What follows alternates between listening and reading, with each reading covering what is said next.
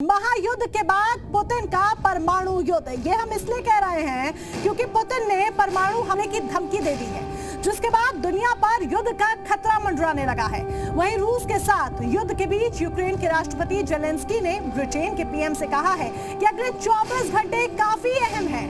आज यूएनजीए में एक बार फिर बैठक होनी है। यूक्रेन रूस के बीच युद्ध रोकने के लिए दोनों देशों के बीच आज संवाद हो रहा है। रूस और यूक्रेन प्रतिनिधि बेलारूस में बातचीत करेंगे।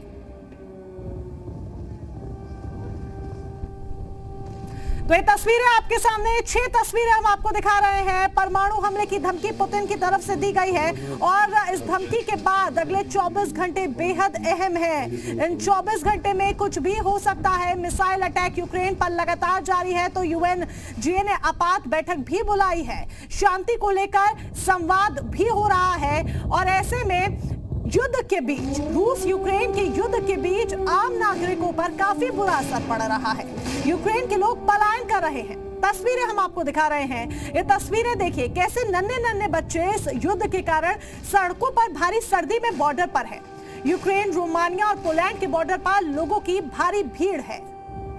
तस्वीरें आपके सामने है। सवाल सबसे बड़ा बस यही कि आखिर इन बच्चों का क्या कसूर जो सड़कों पर इस तरीके से बेबसी के साथ घूम रहे हैं। अपनों से कई बच्चे बिछड़ चुके हैं और इन बच्चों को कुछ नहीं पता कि आगे हो क्या रहा है, इनके सामने क्या हो रहा है, किस तरह की आवाजें हैं, इनमें इस बात की समझ तक नहीं है। ऐसे में बड़ा सवाल कि आखिर इन बच्चों का गुनाह क्या है, इनका क्या कसूर है जो दो देशों के युद्ध के बीच ये मासूम पिस रहे हैं।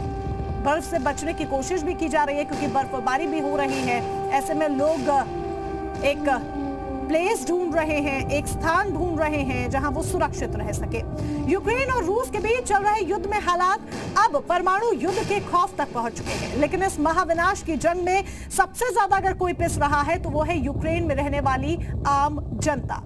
यूक्रेन में इस वक्त कई जगह तापमान माइनस में है, लेकिन लोग पलायन को मजबूर हैं। छोटे बच्चे मुश्किल हालात। इस बच्चे की आंख में आंसू हैं। पिता को छोड़ उसे दूसरे देश जाना पड़ रहा है। वो जानता है कि उसके पिता देश के लिए लड़ने के लिए वहां मौजूद हैं।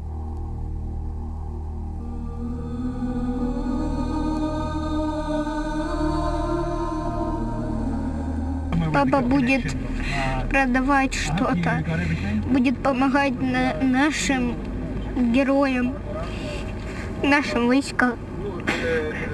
войскам будет помогать, может даже будет воевать।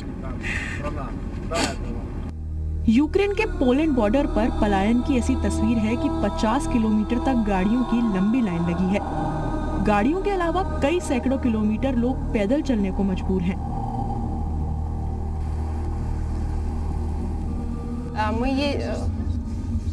Ми їдемо із Києва, з столиці, де проходить бомбардування, де розстрілюють людей, де поцілюють в мирні міста, де розстрілюють наших хлопців. І кажуть, що вони не...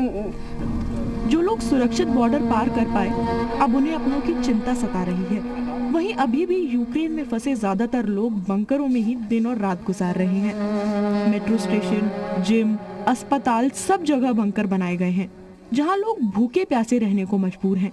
इन हालातों के बीच सबके मन में सवाल एक ही है कि आखिर महाशक्ति बनने की इस लड़ाई में वो क्यों पिस रहे हैं। ब्यूरो रिपोर्ट, जी मीडिया।